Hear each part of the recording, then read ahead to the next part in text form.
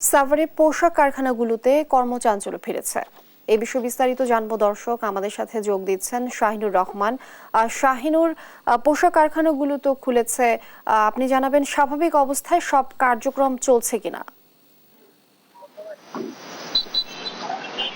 লিনিয়া, আপনাকে ধন্যবাদ। আমি কিন্তু এই মুহূর্তে আছি আশুলিয়ার শিল্প অঞ্চল। আপনাদেরকে যদি জানিয়ে রাখি, সকাল 8টা থেকে আমরা দেখতে পেরেছি যে শ্রমিকরা কিন্তু তাদের কর্মক্ষেত্রে যোগ দিয়েছে, এমনটি কিন্তু আমরা দেখতে পেরেছি। এবং আপনি জানেন যে সাভার আশুলিয়ায় বিভিন্ন কারখানা, বিশেষ করে ঢাকা ইপিজেডের কিন্তু প্রত্যেকটি কারখানায় কিন্তু পুরোদমে উৎপাদন চালিয়ে যাচ্ছে, এমনটি কিন্তু আমরা দেখতে পাচ্ছি। এবং সেই সাথে আপনাদেরকে জানিয়ে রাখি যে ইপিজেডের বাইরের যে প্রতিষ্ঠানগুলো আছে, বেশিরভাগ কারখানায় কিন্তু আজ খোলা আছে এবং উৎপাদনে ফিরেছে, এমনটি কিন্তু আমরা দেখতে পাচ্ছি।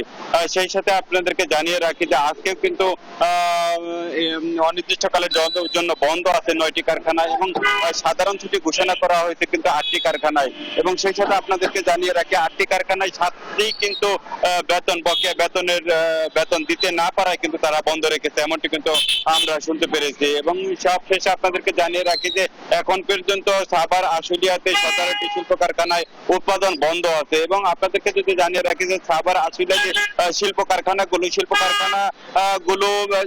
কারখানাগুলো বিশেষ করে যে প্রধান মেইন গেটে আমরা দেখতে পেরেছি পুলিশ, বিজিবি এবং র্যাবের কিন্তু উপস্থিতি ছিল চোখে পড়ার মতো। এবং সেই সাথে আপনাদেরকে জানিয়ে রাখি যে সাভার আসলে বিভিন্ন সড়ক, মহাসড়ক, শিল্প অঞ্চলের বিশেষ করে ঢাকা ইপিজেডের যে সড়কটা আছে, নবীনগর চন্ডা সড়ক এবং আব্দুল্লাহপুর থেকে যে বাইপাস যে সড়কটি আছে, সেই সড়ক প্রত্যেকটি সড়কে আমরা দেখতে পেরেছি যে পুলিশ, বিজিবি, র্যাব এবং সেনাবাহিনীর সদস্যদের কিন্তু টহল ছিল অব্যাহত। এবং সেই সাথে আপনাদেরকে জানিয়ে রাখি যে এখন পর্যন্ত কোথাও কোনো অপ্রীতিকর কোনো ঘটনার খবর পাইনি।